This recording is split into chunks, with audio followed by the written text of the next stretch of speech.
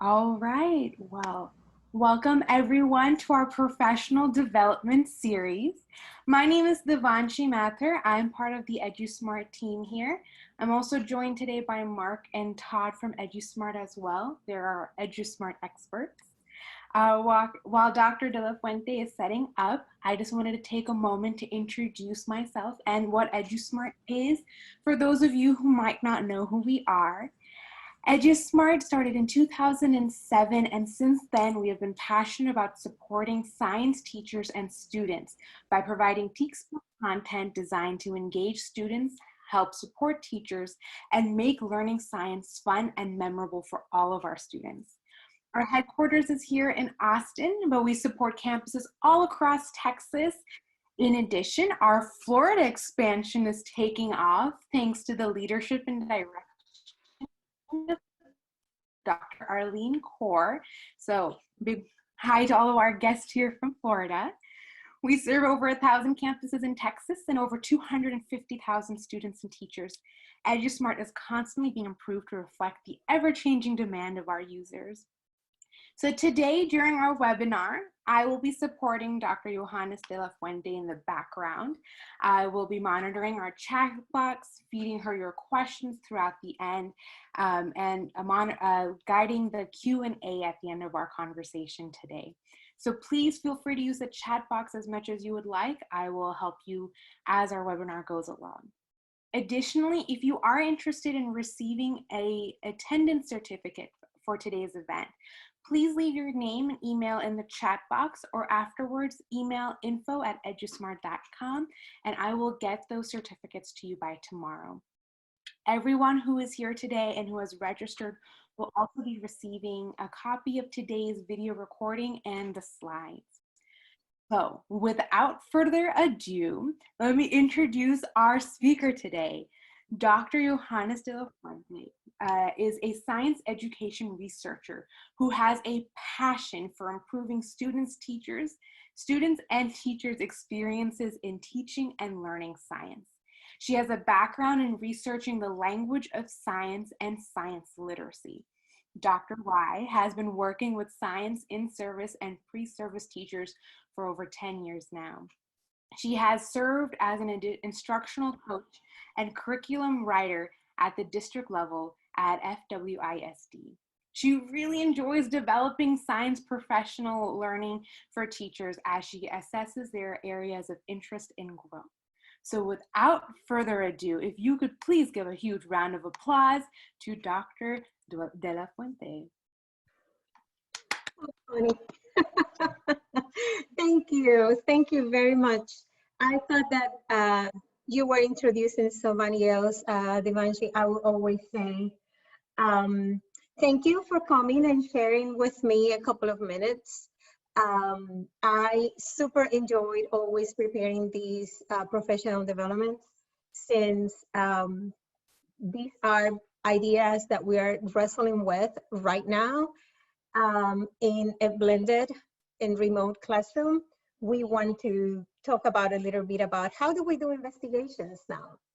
How are these things are going to work right now when we are working with students in one place and in another one at the same time? We cannot get the materials. We're going to talk a little bit about these things, without forgetting that investigations and the content, bringing the content across to the students, as one of the most important components. So why is not advancing? Okay, got it. Today we're going to talk just for a little bit about observations and inferences, because they are really important for doing investigations. And then we're going to talk about planning and performing investigations in the remote blended classroom. Some things are going to come in the talk, and we're going to see how it goes. Just always keep in mind, this is the way I see it this time. Tomorrow we can continue talking about these, and we can continue adding details. So in 30 minutes, we're not providing all the information that there is, but we're trying to provide key information of, so just say that EduSmart took you to a really big buffet and you took a taste of it, and we're just planting the creativity in your head. That is what EduSmart knows what to do. So let's talk a little bit about observation and inference. Please use the chat or any paper that you have at hand to think about and observe about two things that called your attention in this picture, and share with us in the chat or just keep it to yourself, but try to make at least two observations of this picture. We have Mark saying earthquake. Okay.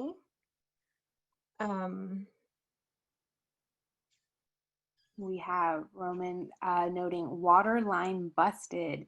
Rapid change to land. We got a good pun here. Whose fault is that? Winky face. Ava Rosales is saying there's a gap. Force, motion, vectors. Need foundation repair. The land separated, and fire. Excellent. So just honoring time, we're going to continue. And what I want to tell you at this moment is, if your observation went along the lines of these two comments, like a wide, deep crack form on the ground, separating the buildings and natural structures, or, you know, like the vegetation around has this color or this other one, or some of yours that you said a big crack in the ground, or, you know, like there is a pipe broken or things like that. You are along the lines of doing the observation of the place at the moment, what is actually tangible that you're watching in there happening. Now let's look at what is an inference. And I did not ask you to make an inference because I knew that you were going to make them no matter what. So if you went along the lines of the plates separated, creating a crack in the ground, like, you know, we're claiming plates, we're talking already about plate tectonics. We actually don't know that that happened. We are inferring that that was what happened based on our prior knowledge. Or if we say an earthquake, like someone said, or during an earthquake, a approximately 6 meter crack open and, you know, broke the structures and all of these. We are inferring based on our backgrounds. We're not offering the tangible observations of what we're seeing in the moment in there happening. It is important that in science we look at these details because they provide the specific facts of what is happening in the moment or in the specific situation. So it is very important that we train students to make a lot of observations, and they could be very different. They just need to be based on what we see, smell, touch, what we measure, what is happening at that moment that we are observing. Instead of bringing whatever idea of we could have of our prior knowledge and saying the earth stopped moving or there was an earthquake. And I will show you that idea by showing you this other picture, which we could also say, oh, there was an earthquake. Can we say that? Can we assure that that was what happened? Or could this or this other picture be just a result of bad soil, bad construction of the road in this case? So there are many causes of what could be happening that we bring thinking that we're providing observations, and those are things that we are inferring based on what we know. So it is really important to stay to the specifics of what we see at the moment. So the road is broken, the ground broke too. We specifically don't know why. The other reason why observations are really important is like, look at this specific one comment. It is an observation, but in this case, probably if the vegetation is green or is yellow, it's not so important to the situation that we are in. So for that reason, it's really important that we continue training our students to how to do observations and what to look for in the specific situation that we are in. So observations are really, really important, and inferences are really, really important, just at another stage in the investigation. Okay, so now observations can be done qualitatively and quantitatively. As you notice, I was sounded really scientific with meters and measurements and everything in something that I was actually inferring. It was not the observation at the moment. I had no way to measure exactly what was happening, but I could estimate whatever the measurement it was. So even though I was probably sounding more scientific, I was not being as scientific as it could have sounded. So qualitative observations are really important. Quantitative observations are really important. There is no one that is more important than the other one. We should anyhow try to keep both of them. But if we do have only qualitative observations done, they are really important too. We have the tendency in science to think that everything has to be measured and it has to have some numbers, when in reality, it doesn't have to be that way. Many of the things that we will do does not have that quality. Just think on Dr. Godal and all the research that she's done with apes and gorillas. Probably there is not a lot of, like measurements. Everything has been more like observing how they behave and which one are the things that they do. So based on this idea, we want to talk a little bit about planning and performing investigations. Now, we want to bring across that a purposeful, structured, and safe investigation is really important. It doesn't matter if you are in the classroom with me, it doesn't matter if you are at home with your family. So keeping that in mind, let's take a poll. And let's look at these questions and answer them as you please.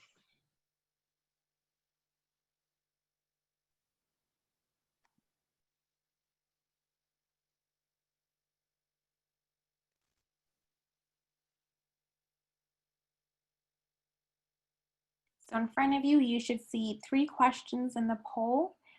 They're all, you can pick multiple options in each question, and you have about 10 more seconds, 15 more seconds to answer your question.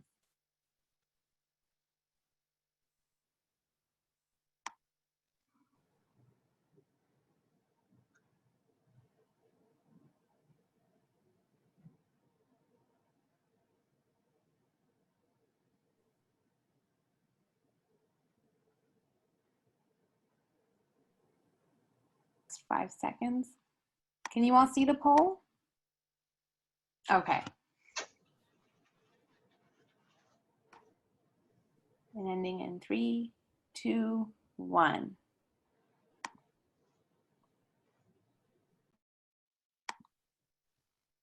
Okay, all yours, Dr. Fuente.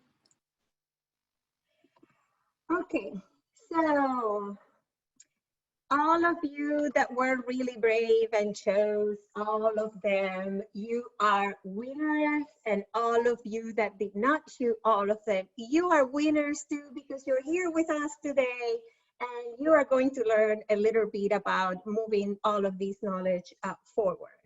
So let's go right away into how do we plan these investigations and which one are the things that we need to control. A couple of ideas. Remember, there is no way we can share all of the ideas today. But one of the things that we're always worried about investigations is safety. We always say safety first.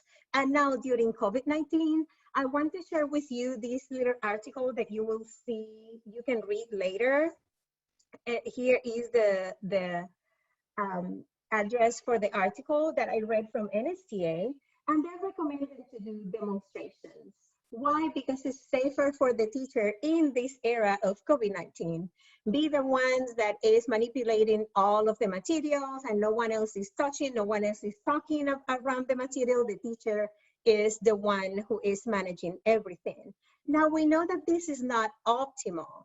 And we know that we have the characteristic of running through a whole demonstration without pausing, right? We're going to talk about those pauses later. Now, the other way that we're talking about these, the article is talking about these, is splitting the class.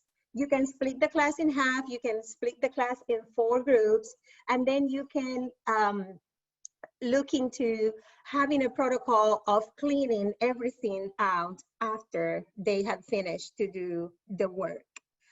So that way you can distribute materials differently, and you can work your way out of doing the lab or the investigation without being afraid of, like moving the COVID forward and doing a lot of more damage that could be a safety issue right now. Before we were worried about some other things more, now we're worried about transmitting COVID, right? So in addition to everything else. The other thing that they're recommending to do is assigning roles. We teachers are very used to assign roles in the classroom. So you're going to be the one using the triple beam balance and massing the object, while the other student is going to be the one touching the object and talking about the texture and talking about the hardness of the object and talking about different characteristics. We know how to do these things very well. So the students, each student performs a portion of the object and you collect all the information together so we can conduct an investigation. And I will say this portion, I like to bring it up because I know that right now we're really worried about how these things will happen. For my students that will be at home, I would take advantage of trying to save everything that is happening with the students and try to provide it for them so they can asynchronously look at what happened in the classroom. And for them to do the investigation, we're going to have a little bit of more of a talk later. We can provide materials for them. We can provide information to the parents about the safety in the other components that we have normally look at safety, wearing goggles or not throwing things or things like that. And we can definitely try to also chunk the demonstrations and some other things as we will see. Now, one of the components that is really difficult in terms of investigations is planning. And I think that in this time, what we are more worried about is about what do we do and how do I do it, because we're not used to plan the investigations. Normally we get the investigation completely done, just pass on to us, and we just have to pass the instruction to the students. We get simulations that, for instance, EduSmart has really good simulations. They're preparing there. We work with them. The students work with them digitally, and we don't have to worry about planning it. It is in there. Now, if we have to plan an investigation, we should keep in mind 3 key points. And I try to make it really super simple because that way we can remember that it's not a boogeyman. We can do this. We can plan this investigation. So I will just put an example of trying to, I have a question and I want to say what happens when to the physical properties of materials when I mix them together. My end goal as a teacher is so my students see what mixtures are per se, and I am just trying to work with my students through a small investigation so they see what happens and we can get to all of the other explanation later. So what will be more difficult to us will be having procedures and doing the analysis of the data. Why? Because we're not used to doing this portion. So notice that for this case, what I will do is I will observe my materials before I mix them. It is important that I do this and that I control which one are the properties of matter I will look at. For instance, I would look at state, I would look at color, I would look at shape. I could look at many other ones. I am just putting some examples in here. Then I will mix the materials and I will still observe what is happening as I mix the materials. I will know in this case why it is important if the materials are completely mixed or no, if the mixture is even or no. It does not have to be homogeneous to be even. We know those details. We are allowing our students to do those things.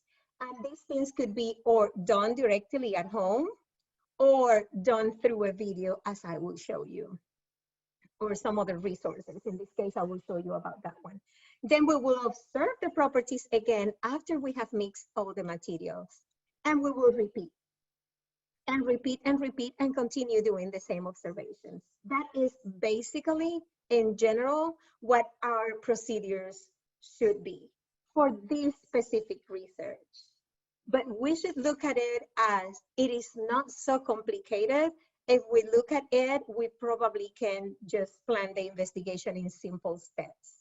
Of course, to show it to a different grade level, we will need different ways to show how these procedures will work. And then I need to analyze my data. I will look for patterns in my data and for whatever other ideas or questions that can come up. Why? Because they will help me. If my data, the analysis of my data, if working with my students when they're working, they do not move me, it does not move me into having other questions, probably we were not so thrilled about the investigation and we were not having so much of a fun time. So every time your students have more questions, oh, please let them have more questions about the investigation. And they should even take notes of those. Those will promote other investigations. So just knowing that to do an investigation, we just need to have a question that does not even have to be testable. Notice that this one is not a testable question. We're just observing what happens. And then we need to have some procedures, and we have to just use those procedures over and over. We have to look for patterns, and we should take notes of the questions that we have. It should let me think about that later. Alternatives, do we? Yes, I'm gonna show you how I can do this with videos. This used to be a game in PBS. And when I tried to search for it, I had seen it before. When I tried to search for it, it wasn't a game anymore. But I noticed that I was able to work with it as a video. Let's look at that. Click on the green arrow to build a sand castle, or click on another shape you'd like to use for your castle. They're not going to be able to click, but they're going to see what happens. Water.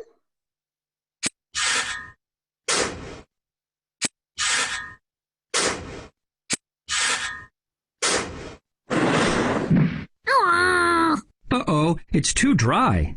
Next time, use less sand and more water in your mix.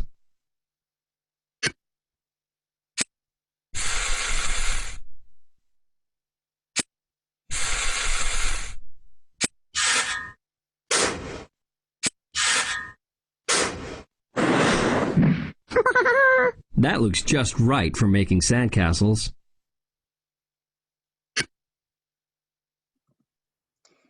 You're going to see through the video that a pattern about the amount of water and the amount of sand that George has to put in it to be just right, or for it to be too dry, or for it to be, it will start emerging.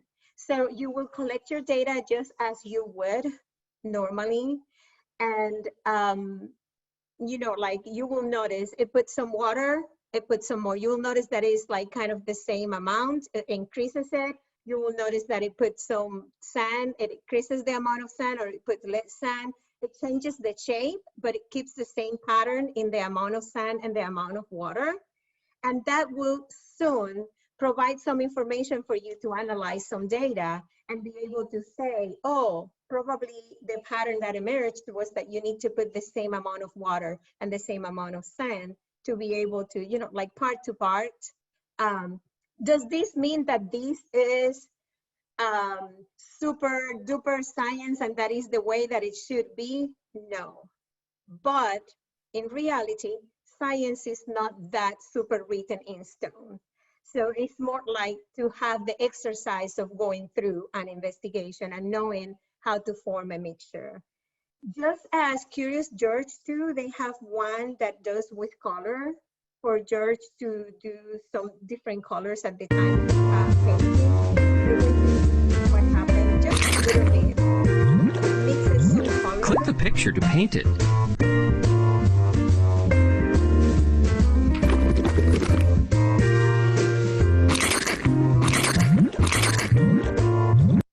So as you can see, it's not going on through the whole detail. I'm not gonna go through the whole detail, but you're going to see, I put in the notes, all of these videos so you can access them later.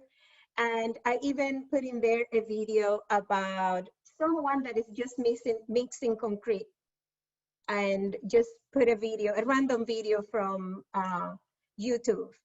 And this person, like goes through mixing, and all you will do will be that. And why I'm doing it that way is for you to know that the same thing that you're trying, the same content has a various ways of accomplishing it through a video.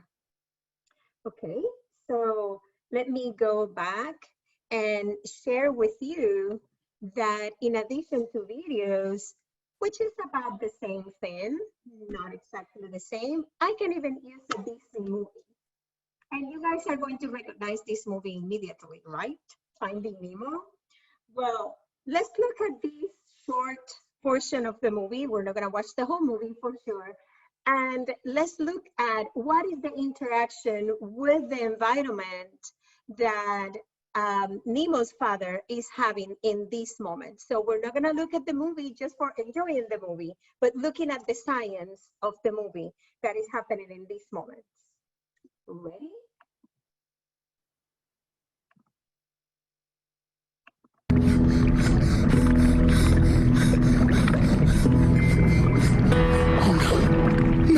No, it's gone. It's gone. No, it can't be gone. No. Nemo! Nemo! No! Nemo! No, please, no! No. Has anybody seen it? So can you all tell me at least one observation of what was the interaction with the environment that you noticed Nemo's father was experiencing? Put your comments in the chat, please. We have Stephanie writing saying he's running out of breath when he's out of the water. He's using the water to swim, from Odette. And being at the surface of the water and then going back down, from Shelley. Exactly. So this is kind of the idea. We have a lot of issues with students understanding how animals or how humans interact with their environment. In this case, it's really easy to get confused about, well, what is the interaction? He's in the water just as he normally is. For us, it's that, that is what happens, but maybe for our students, it's a new discovery. And it's just a little portion of the movie. When I watched the movie again, trying to look for these interactions, I was able to find many more. So I am sure that you guys will too. Remember, this is just like a little bit of, in a whole cocktail, let me give you a little bit of a taste. I'm sure that we are spiking that creativity out. You guys are going to be masters, and you are going to be the ones sharing with me later. So using movies is really good about these. Just notice that in any of the cases, the idea is to plan really well where you're going to chunk it.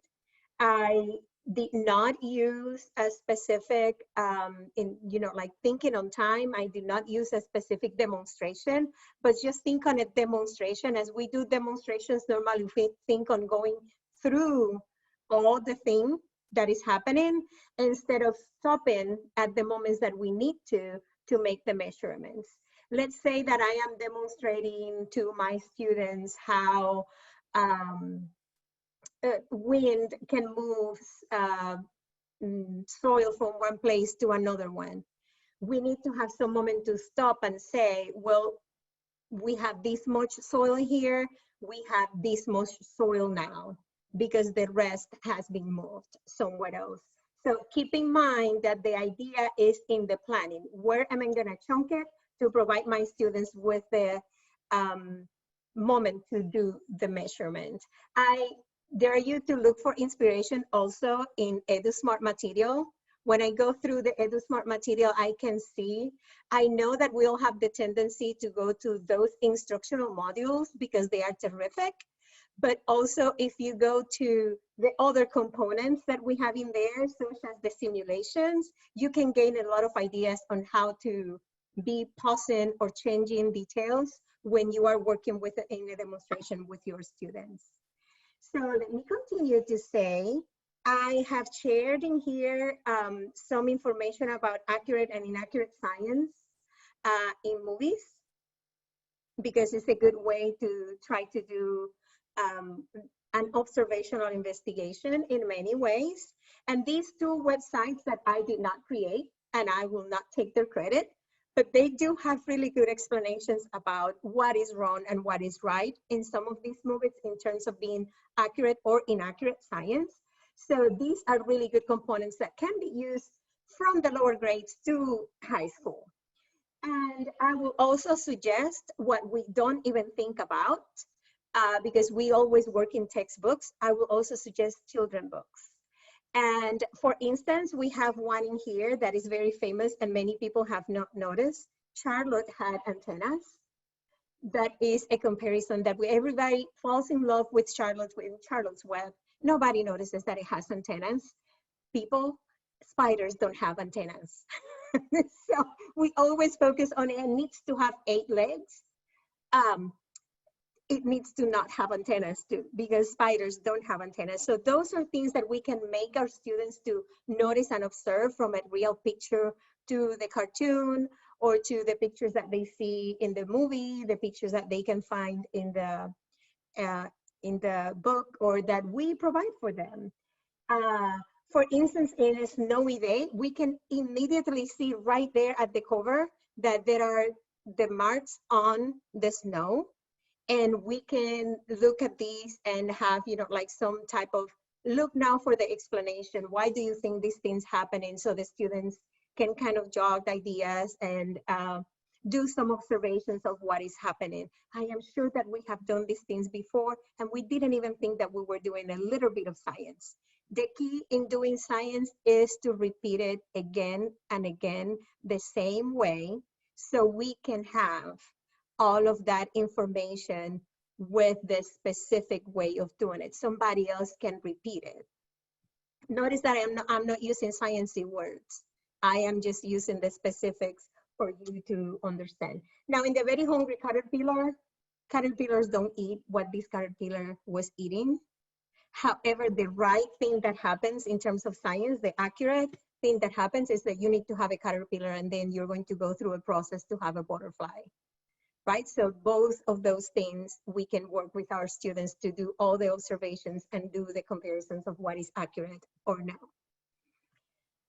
Another thing that I wanted to bring up was that, as I was saying, you can use pictures. And this is one that touches me really close to heart, because we always have the tendency to think that heavier or lighter, for sure, if it's heavier is bigger, if it's lighter is smaller. That is what we have the tendency to think of, right? And then no, we can have the same size and we can have it be heavier, right? And then I want to give you a little bit of inspiration. Look for questions. For instance, in the start release questions, which these are two, they use this type of ideas and this type of pictures to be able to address if the students are doing investigations or no. So do not feel bad about using pictures, because our students are going to be tested that way, whether in Florida or in Dinamarca, okay? So, and to take away from today, planning the investigation is key, and sometimes we just don't do it because we have it ready available. COVID is getting on us in the portion of planning the investigation. Let's do that. Students' prior knowledge of everyday life is being more important now than ever because many of them cannot be at the school with us. We cannot have that for them to use. We have to use what they have at home. Using alternatives, don't shame on it. Share with me for later, please. And do not give off your content accuracy, because you can always talk about accuracies and inaccuracies to spike the student interest in science and get them to try to gain more knowledge. I would like to thank you. And here is my information if you want to contact me, or you can contact me through EduSmart too. Any questions? Thank you so much, Dr. Yohanis. If we could first give a huge round of applause to Dr. Thank you. De La Fuente, that was amazing. Thank you all so much for coming. Now we're going to start the Q&A session of our webinar. So I know a lot of you have been participating in the chat and you have some questions. So we're going to take the next few minutes to go through all the questions you have, open it up to a lively discussion. So if you have any questions, please leave your questions in either the chat box, or if you would like, you can raise your hand or unmute and go ahead and ask Dr. Yohanis your questions. And while people gather their questions, I know Can Green had written down, she had made a point about labs and how there are sent home lab kits with basic supplies. So she had brought that up. And Odette brought up at the very end when talking about just this last slide she'd written, like grapes and grapefruit. So if you all want to elaborate on that, let us know. We'll take a few minutes. We're in no hurry. Okay, can I elaborate on that? Yes, please. Okay. It's because I did a lab during, well, our distant learning when we first started. I had seen a video and it just impressed me that we're talking about density, and we compared grapes to grapefruit. And what you were saying about, we always think that the bigger one is heavier and that it's gonna sink, right? So to our surprise, the grapefruit was the one that was floating and the grapes sunk to the bottom. So then we cut them up and we analyzed like what's inside. So the mass or the matter inside is more compact than the grapefruit. So that was like an eye opener. The kids loved it. For sure. I didn't know that. A lot of observation there. I didn't know that. I was like, okay, let's see if it comes out. Let's see if I get it right. So there was a lot of observation there. Awesome. Thank you. Okay. Hi, everyone. Good evening. Good evening. I'm Kyan. I'm the one that wrote about the lab kits. So I teach an array of subjects, one of which is 8th grade middle school physical science. I don't have them for physical class. They're all remaining online. So I figured middle school, I need to get them really interested in doing labs, especially those that have not really been doing labs before. And the only way that I found it to be equal amongst everyone, I had to prepare some basic lab kits, bag them up, and had the parents pick them up, which to my surprise, they were all willing to pick them up. So that when I'm doing a demo in the classroom, as much as the supplies would allow, they're also able to do it at home. And not just some students whose parents are able to gather the materials, but now all the students can do it because they all have the same materials that I sent home. So that was the lab kits. And Odette, I did a similar thing with Diet Coke and regular Coke. And they all thought, oh, Ms. Green, of course, they're all cans with liquid. They're both gonna sink. And to their surprise, the Diet Coke floated and the regular Coke sank. So we had a good little discussion there with the sugar content that allowed the Diet Coke to be able to float because it was 0 sugar. Okay, that was it. Thank you. Yeah. That was, thank you so much for sharing Cayenne, I will direct you to please read the article from NSTA. Okay. That is one of those, you know, like safety, and that's why I brought it up. Safety is one of the things that we want to be really sure that we share with our students when we share materials to take home. Thank you so much for being willing to do that. Many of us don't have the possibility of doing that, but that is a really good thing. Thank you so much. And that's good that your district was willing to do that portion too. Oh, Yeah. not the district, but you're welcome. Okay.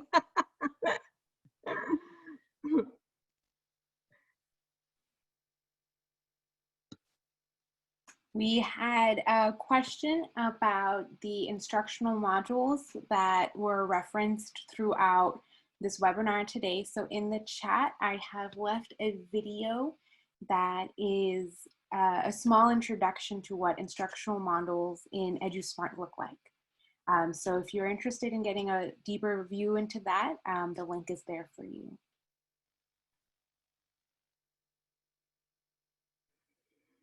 I will Are say there the any other instructional questions or modules stories? and the simulations will be more what is like a lab-like activity.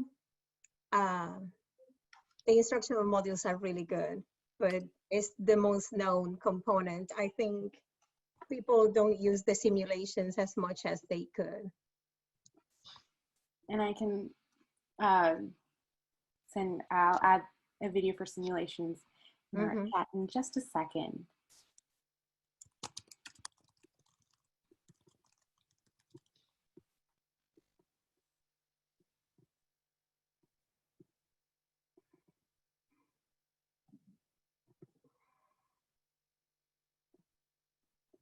Okay, well, people are thinking, I want to share something that a friend had shared with me today. She is an anatomy and physiology professor in college. And she was telling me, I have my students, because I was talking to her about what I was going to do today. She was telling me, I have my anatomy and physiology students to dance the Macarena and think about the movements that they have to do and which one are, you know, like the muscles, everything they use, you know, the bones and everything they use with that. Now, many of us may think, how do you make that an investigation? You dance the Macarena again and again, and you do it the same way because it is the way that the Macarena is danced, and you see if that every time you do it, you move the same muscles and the same bones. So sometimes we try to make science investigations too complicated when in reality they do not have to be complicated. Probably my friend is around here because she told me she was going to come to the presentation, but these ideas, I try to present it with 5th grade or the lower grades, or ideas for the lower grades, because the grade levels that we generally think, you know, we're going to have a hard time to do these with my little ones.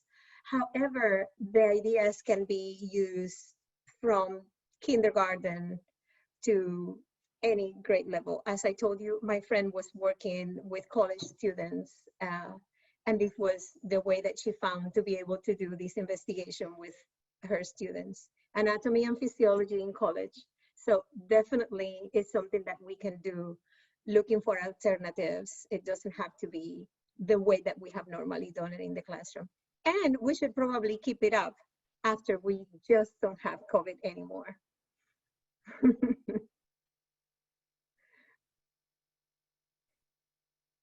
Anything else to share, anyone? Or questions, or Stephanie disagree? appreciates this, that it has helped her rethink interactive science in a hybrid setting. Absolutely, Stephanie. Yes. And wrote that anatomy lesson is perfect for directional terms, body regions, and body landmarks. Yes. Thank you. Well, we have about a few more minutes left. So do we have any other questions that we could answer? And if not, we are incredibly reachable. You can contact, if you want to learn more about EduSmart, or just talk to me because I'm a really cool person. Exactly. Exactly. You can contact us at info@edusmart.com. Dr. Yohanis's information is on your screen right now. So by all means, please contact us. And if you have topics that you would like to see covered in these webinars, please, please, please email us. We would love to get you connected with the correct resources and have webinars that are more and more relevant to what you teachers are dealing with. So again, thank you all so much for joining us today. Please reach out to us if you have any questions. We really enjoyed hearing all of your stories. I learned so much about grapefruits and grapes, and I'm going to do science experiments today. So I'm excited. But thank you all so much, Dr. Yohanis. Is there anything else you would like to add? No, not really. Share with me. I'd love to have some other ideas so I can share with the teachers I work with too. Keep me in the loop, everyone. Absolutely. Well, I think that wraps up our webinar for today. Thank you again all so much for joining us, for sharing your stories, and sharing all your advice. We really appreciate all the hard work you are all doing. Aside from that, you will get an email tomorrow with more contact information, a recording of today's webinar, along with the slide. So last chance, any questions? Going once, going twice? Very well, we will see you all next time. Thank you so much.